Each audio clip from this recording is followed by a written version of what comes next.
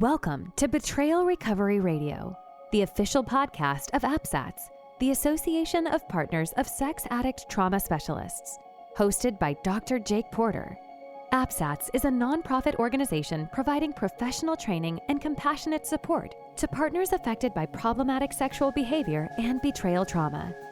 In each episode, Dr. Jake guides a conversation of enlightening insights and practical tools to empower those affected by sex addiction and betrayal trauma to use their voices and live their values. The mission of Betrayal Recovery Radio is to offer hope to those in need of healing and growth to those moving through grief. And now, here's your host, Dr. Jake Porter. Welcome to Betrayal Recovery Radio. I am your host, Dr. Jake Porter, and today we're talking about an important, but I will admit very sensitive topic, and that is the topic of relational abuse, particularly as it occurs in situations where there has been chronic hidden betrayal. It's a sensitive conversation, like I said, because that word abuse is so powerful, so strong, so punchy.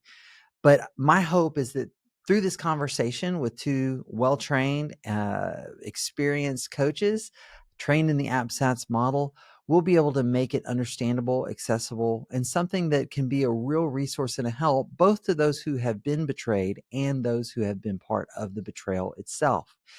It's important to say from the beginning that I think there's a difference between one who commits abusive behaviors and one who characterologically is an abuser. And that distinction itself can go a long way in helping all individuals think through their own situations, where they've been, and where they need to go from here. So let me tell you a little bit about my conversation partners today. Steph Farnsworth is a trauma-informed betrayal trauma coach with 18 years of personal experience in healing. Living in Utah and formerly a hairstylist, Stephanie now helps women navigate betrayal trauma with empathy and expertise. She's an ICF certified life coach, an APSATS trainee, and is trained in couple-centered recovery. She's passionate about creating a safe, empowering space for recovery. Stephanie supports women in moving from survival to thriving. And I'll just say I get to work with her in my couple-centered recovery program online for couples called Choose Connection Academy. She has been an amazing part of my team there. Also on that team with us is Pam Blizzard, who is a recovering spouse, certified coach, writer, and educator. She's trained in the APSATS multidimensional partner trauma model, trauma-informed group facilitation, and my couple-centered recovery model. She's passionate about being an advocate for betrayed partners, and she works to remind them of their authority and empowerment. She leads recoveredpeace.com, a coalition of trained recovering betrayed spouses, providing trauma-informed education and support for other betrayed wives. She has a passion for teaching trauma-informed recovery skills, especially boundaries that are compassionate and just. And she lives with her recovering husband and adult son in southeastern Tennessee. Now, before we get into that conversation, I do have a few exciting announcements that I want to share with you. The first one is I have a book that's come out. It is a very simple, accessible, short book called Breaking Barriers, Building Bridges. And it is an introduction to my couple-centered recovery model to help couples heal after the discovery of betrayal.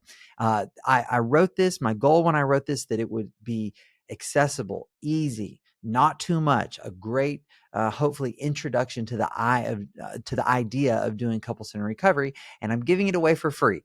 So if you go to drjakeporter.com/breaking barriers, you can get your free copy of my book there. drjakeporter.com/breaking barriers.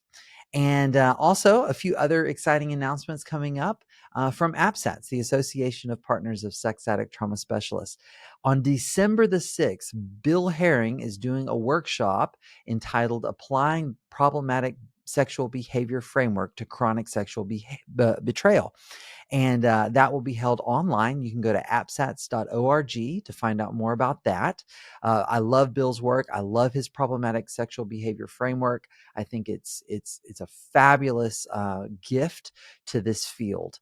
And so you can learn more about that at apsats.org, apsats.org.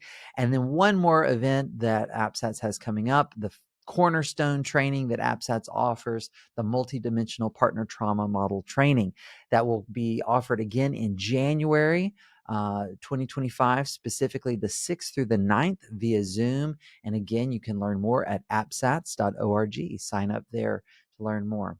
All right. Having made those announcements, I am now eager to help you get started listening to this conversation I have with Pam and Steph. It was a long conversation, so we're going to share half of it in this first episode, and you'll be able to catch the other half in our next episode, releasing next week.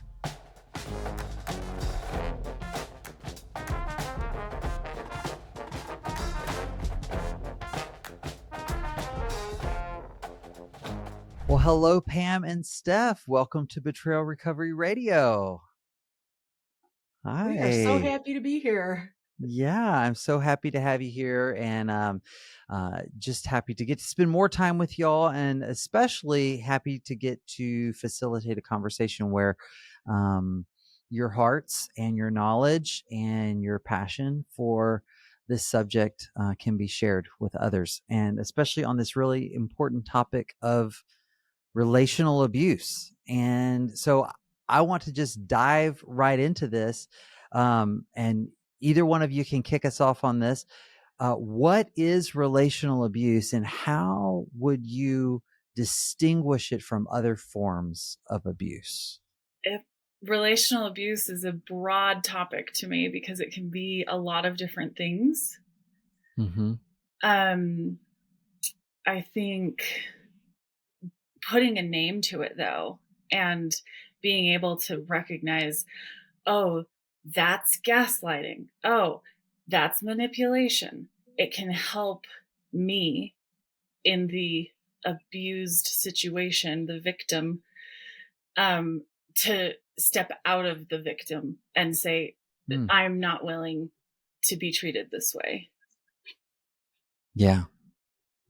Yeah. Pam, what would you add to that? I would say that it's any form of disempowerment across the spectrum. Again, it's so huge and wide that it's hard to pin it down to a short description. It's any kind of behavior towards me that disempowers me, that and by that I mean somebody having power over me through deception, or trying to make me question my reality, or question whether I'm feeling the right feelings. Anything that could put me at a disadvantage. Yeah. Yeah. Thank you both. Really well said. So it's, I mean, we're talking, it is murky, right? Like when someone hits their partner, like if you strike your partner, that's, it's a physical act. You see it happen, you feel it happen, right? That physical kind of abuse. This is something that can be much, much sneakier than that, right?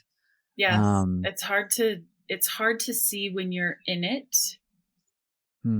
It's a covert experience where you're like, I don't understand what's going on, but I do know I don't feel good. Maybe I feel crazy. Maybe I feel like I need to get out, like I'm crawling out of my skin, right? Like, so yeah, it's hard to pinpoint, especially in the moment. Yeah. Yeah, I do hear that from a lot of betrayed partners that I work with, where it's like they knew something was off, but they couldn't name it. They could feel it. They had this sense, right, that this wasn't, something is off. Something's not connecting here, not adding up. Something feels wrong even, but they couldn't name what was wrong. And so, I think of it as sort of under the category of a form of emotional abuse. And you both kind of spoke to this, that it's about disempowerment. You said that, Pam. And then Steph, you brought in that word covert, right? So it's a hidden disempowerment. It's not necessarily an obvious, explicit taking away of someone's power. Oh, you're not going to get to do this, that, the other, although that can happen as well. That can happen. I mean, the obvious outward things, sometimes unfortunately you see out in the public, of name calling and demeaning language meant to demean and put the person take away their personhood, Right. take away their do you mean their worth or their value? Right. Always make them the brunt of the joke. Always have them in the less than position. Right. Yeah. Yeah. So manipulation, Pam, you mentioned, in basically invalidating someone's feelings, deception, gaslighting, all of these things. How does relational abuse show up, particularly in cases of betrayal? And I'd be curious to think about this both kind of pre-discovery of betrayal, but also post-discovery of betrayal. How does it show up in the betrayed? Yeah, let's do it. Well, you can feel like you're always walking on eggshells. You feel like nothing you say can ever be right. You feel lonely because you don't have the sense that you're being heard or seen for who you are authentically, that the other person is trying to cast you in a negative light or for having emotions or thoughts that you don't have. It's exhausting. It's frustrating. It's exhausting. It's lonely. It's always trying to reach over here and pull them into your world, out of their world, into your world of reality, and trying and failing and trying and failing. And because you just don't know what else to do. It's not like, we take freshman relational abuse in high school and pass it. We don't know, but there's no handbooks, right? So you don't know what to do. So you go try to do things by the seat of your pants, right? And that doesn't work. So it's frustrating. Yeah. Thank you. Steph, what would you add? I think in talking about like before discovery even, and not understanding what's going on, it can just feel so frustrating and confusing. And I remember just wanting help, wanting to take my husband to therapy and be like, we can figure this out. And also wanting to take on stuff that wasn't mine to take on, but I didn't know. So I didn't know what was there underneath the deception. And I think it's a really important point to make that a lot of times relational abuse is not intentional. The partner doing the abusive behaviors, it doesn't seem like abuse for them. It looks like protecting their secrets. But then in my experience, it is experienced as abuse. And so I think I don't want to villainize the abuser, but also be able to like say, this is what it is. This is my experience. This is what's happening to me. And I'm actually going crazy trying to figure out what's going on. What's my part? What do I need to, as a human being wanting to contribute in a healthy way to my relationship? What do I take responsibility for? Because I'm yelling and screaming and cursing and having these really dysregulated moments because I don't understand my reality, and it's being kept from me. And that's the intentional part, keeping my reality from me. But the underlying gaslighting or manipulation or deflecting or minimizing, those things in the addicted partner or the betraying partner are things that they think are helping them because it's protecting their secrets. So those are my thoughts on that. Well, I really appreciate you going there, Steph, and saying that, because I actually had in my notes to ask a question toward that end, which is, when I have used this term relational abuse in working with a couple, I've gotten some pretty hardcore resistance from the betraying partners often, because they don't see themselves as abusers. Yeah. And so I wonder, Like that, just to the depths of their soul, does not resonate with their identities. Now, I'm not going to say 100% of the time, because I have worked with people who are like, yes, I've been abusive, and to the point that I would say, yes, I've been an abusive person. I'm an abuser.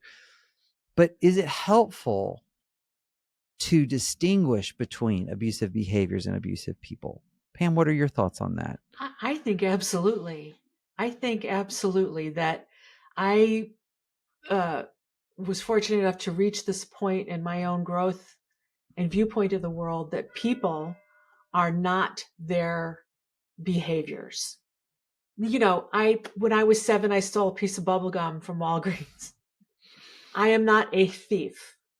I am sure somewhere I lied to my parents about where I was and what I was doing. I am not a liar. And I'll just tell you that even I pushed back on the A word, the abuse word, that my partner wasn't abusive or that I was an abuse victim. I think there's some stigma around the word, and that it's so important to call out behavior. And even saying abuse behavior, it's important to say it's wounding, it's harmful, it's not in alignment with your values. I know you don't want to be a harmful person, right? So we do need to call it out, but I think it's so much more powerful to drill down into the specific behavior with dates and times and locations, and to be able to point to that action and say that created a wound, that created harm. Yeah, I love that. And I love the use of the word harm. What in the family of origin model that I use for family of origin work, post induction therapy, which was developed by Pia Melody, she defines abuse in our childhood years as anything less than nurturing. Anything less than nurturing, because it causes harm. Yeah. Whether right? it's intentional or not. That's right. Whether it's premeditated or not. That's exactly right.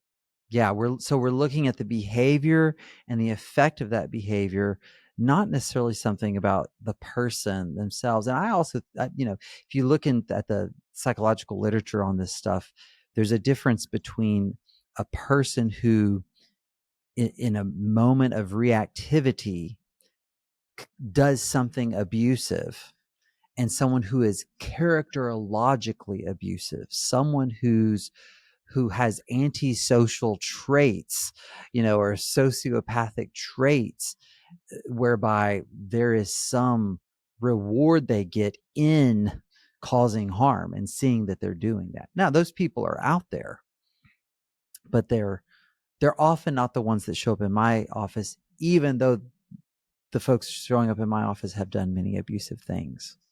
Yeah. So let's talk about relational abuse, particularly in the context of betrayal and after the discovery of betrayal. A term that I've come across before is double abuse. And so for those who have betrayal trauma, they're not merely experiencing the abuse of the actual betrayal itself, but that abuse becomes compounded by the manipulations that are designed to actually hide the abuse or the betrayal, or even beyond that, perpetuate the betrayal, right? And that's, Steph, what you were speaking to, these strategies of keeping the secret a secret. Could y'all speak to how betrayed partners experience that double abuse, though, of like making sense of these two sort of fronts of this war against them, the abuse itself and then all the behaviors around it? It's crazy. It's crazy. You feel crazy. Yeah. Right. Well, yeah. And I think as a betrayed partner, I do not understand keeping secrets from my husband. I do not understand a double life. I do not understand what it takes to live that way. And so my brain, after discovery or before discovery, any time goes, okay, normal human beings put forth an effort to make things healthy and whole and right. Right? That's what I do. That's what I assume other people do. but the brain underdevelopment or the addictive behaviors that stunt brain development, the challenge that these people with these problematic sexual behaviors have in showing up that way, like that's foreign to them. And so it's this storm in me that's completely opposite of the storm in him. And there's no way to relate to each other. There's no way to understand what he's going through. He can't understand what I'm going through. It's just chaos. Wow. It's just chaos. It's painful and frustrating and confusing. And we both kind of want the same thing. We came into this relationship saying we want the same thing. We've been fighting for the same thing, but in different ways. He's been fighting his own internal battle without any help. I've been fighting this battle with the kids and the laundry and the schedules and all the other things that come with a family and a relationship. And not that he doesn't contribute to helping with some of those things as well, but I'm just saying, like, there's so much in the shadows that I don't understand about him that he doesn't understand about me. And I think part of the work of healing the relational abuses, and that's not what you're asking. I'm kind of going off on a tangent, but understand. We'll get to the healing part. We will. No, that's good. Yeah. Thank you. But it's Pam? chaos. It's chaos. Yeah. It is. And the cycles that I've observed in my own experience and that I hear some of our group members and my clients report, that after there's a discovery of a marriage betrayal, a sexual betrayal, or a deeply emotional betrayal, that sometimes these other behaviors all of a sudden appear even more, where it may have been a little bit of gaslighting or minimization here and there, but it's almost like this more protective part comes out. And it was explained to me that that's the addiction protecting itself, that the addiction will do anything to keep itself perpetuating. And sometimes it gets worse before it gets better. And in my mind, I was like, oh, there's this discovery. A part of me was going, oh, thank goodness it's out. Now we're going to deal with it. And then came this onslaught of other defense mechanisms or deficits and other coping mechanisms to protect himself that that weren't really as noticeable before. And I think also on my part, I wasn't stuffing anything anymore. I wasn't just letting things go and sweeping things under the rug. If any little thing came out, it seemed to be symbolic of the bigger problems we were having. So it really became front and center in where I was coming from. So it became even more painful. Yeah. Wow. Yeah. You know, when I have these conversations with partners around, as this is coming out, as these dynamics, you know, the light is being shown on these dynamics, things are starting to become more clear. And yet the clarity leads to more questions, kind of like what you were saying, Steph, like, that's not how my brain works. My brain I cannot even make myself begin to think that way. And what I often say to betrayed partners is, I only say this if they're in a place where a little humor is okay, but I'll be like, hey, no shade on you for not being an addict, but you'll never make sense of it. Right. Because there's a reason why early in the 12 steps, you know, addiction is described as insanity, unmanageability, and powerlessness, because it is nonsensical and you will not make sense of something that is nonsensical.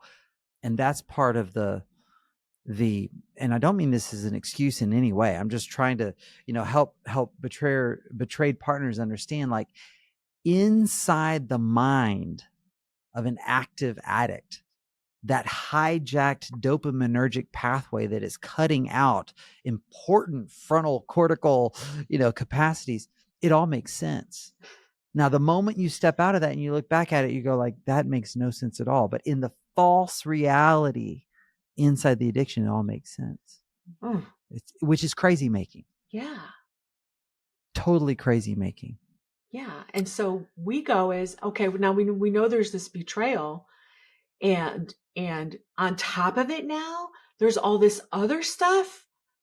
Oh Right. my gosh, what are you thinking?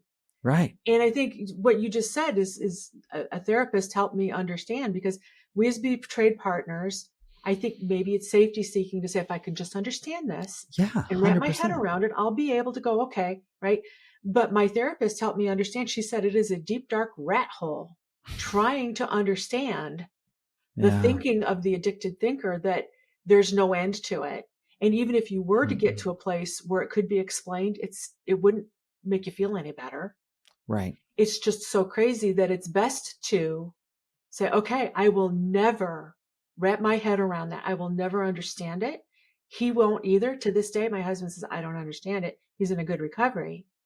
That it's best to deal with what is happening right now, today, and try to move forward and set boundaries. Employ boundaries. Absolutely. So you've both talked about, like, chaos. You talked about that word chaos. Pam, you just used the word pain. What are some of the other psychological and emotional effects on partners who are experiencing this double abuse of there's the betrayal, and then on top of the betrayal, all the manipulation and gaslighting, all that? What are other symptoms? For me, it was exhaustion. Wow. I was tired all the time. And as I came out of the exhaustion through therapy and group work and boundaries work, I realized my nervous system was just constantly on fire, and it was exhausting. Like, it makes sense that I was tired all the time, because my nervous system was on overload and constantly trying to make sense of stuff before the discovery, after the discovery, and without doing the work of boundaries, healing my nervous system with my therapist, addiction, education, awareness. And without learning those things, I would probably still be in that space of just exhausted. My therapist called it a functional freeze. Like, I couldn't function unless I absolutely had to. And I did have to. I have 10 children, and there's a lot going on all the time. And so, yeah, exhausted, very, very tired all the time. Yeah. And part of that also plays into whether you're exhausted or not. That's the number one thing I hear from women when they check in is, I'm exhausted. That's the first thing they'll say, is physiological health problems having to do with immune system, having to do with inflammatory problems, having some kind of aches and pains, or if they have any kind of conditions that are chronic, there's flare-ups. And just always having a feeling of physical sickness. They're always grappling with something. Yeah. And you can't, not being able to move out of it, but still adding to the frustration is not associating that with the relational stuff that's happening, that the relational abuse creates the lack of safety. Right. I don't have that soft place to fall. I don't have a place to go out after going and having my daring ventures. I don't have a place to come back to and rejuvenate and refill and restore. Yep. Rest. Yeah. The symptom of hypervigilance, on alert, keyed up, on edge, the wear and tear of that on the nervous system, when it does not get that time for recovery, for rest and restoration and healing, there's just a huge compounding effect. Another symptom or psychological effect that I've heard that I'm wondering if you ladies could speak to around the double abuse is self-doubt.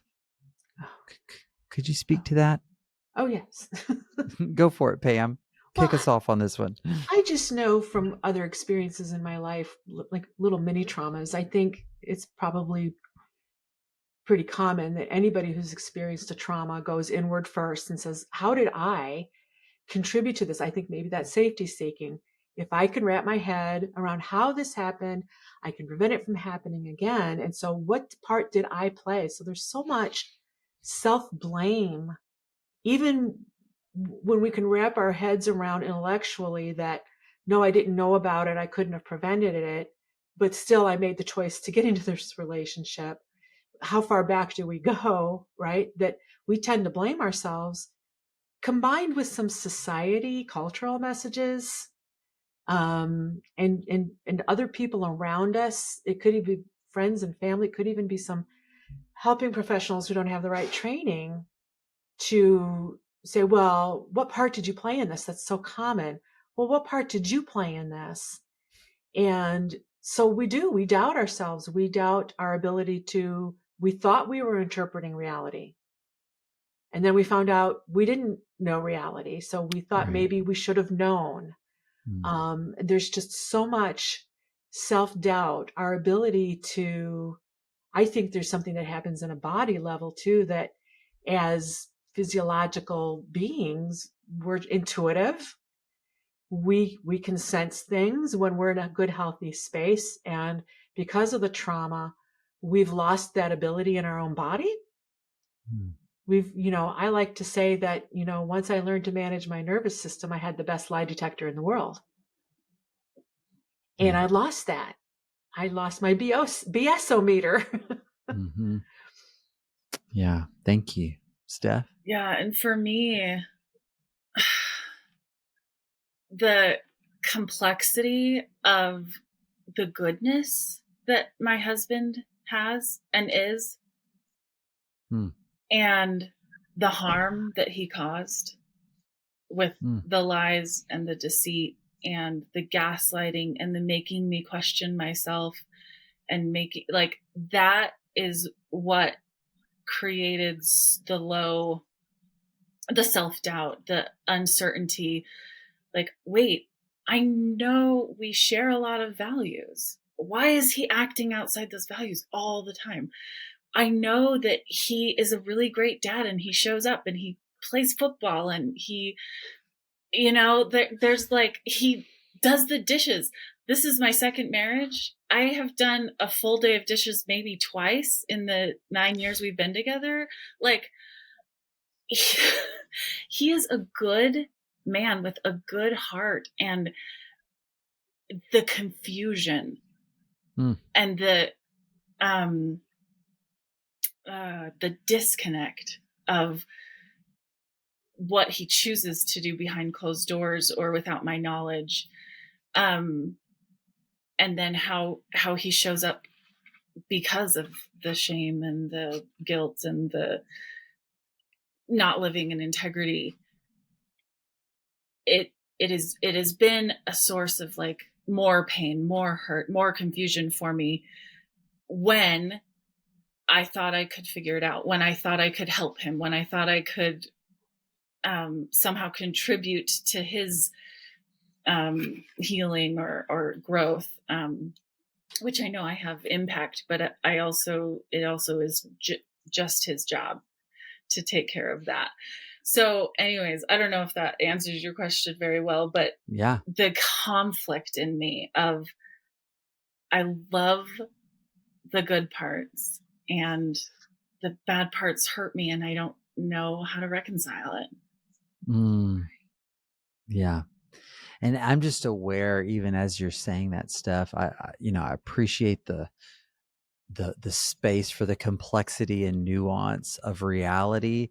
And I'm so aware of how partners who may be like fresh on the heels of discovery are in a place of like, well, obviously all the good parts were fake, were not real, right? Yes. Which is a normal place to be Mm-hmm. at first. But at some point, what I tell partners is at some point, you do get to try to make meaning of it. And maybe you end up right there in that same place. It was all fake, but maybe not, you know?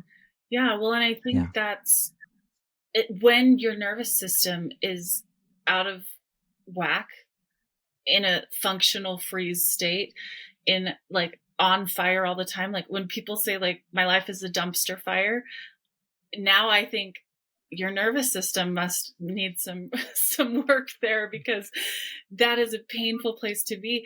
But not having a functional nervous system where I can go in and out of fight or flight, where I can recognize I was really shutting down yesterday when I ate that whole bag, that whole share size bag of M&Ms.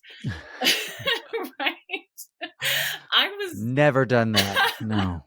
I was so being able to go in and out of nervous system states and recognizing that is a skill, and it's something that you can learn through their work with a therapist or a coach. And but before that, I remember for over a year being in Pam's groups and checking in and saying, I'm tired and I'm overwhelmed. Those were the two things that I would check in with for over a year. Those were my feelings words. And it wasn't until I realized overwhelmed is in the surprised section of the feelings wheel. And I'm like, why am I still surprised that that life is hard, that I'm living with an addict, that there's, anyways. So yes, when you're in the thick of it, and it can take years to figure out. I mean, I lived with my addict for 4 years before knowing what his reality was, what my reality was. So expecting myself to get to a space of where I am now in this curious and complex place in my brain, it's taken me 4 years to be here. So it's tough. Thank you. Yeah. Thank you so much for tuning in to this episode of Betrayal Recovery Radio, hosted by Dr. Jake Porter. If you value the content we've shared today, please feel free to rate, subscribe, and leave a review. This helps others find the show, and we greatly appreciate it. For more resources, visit apsats.org. That's APSATS.org.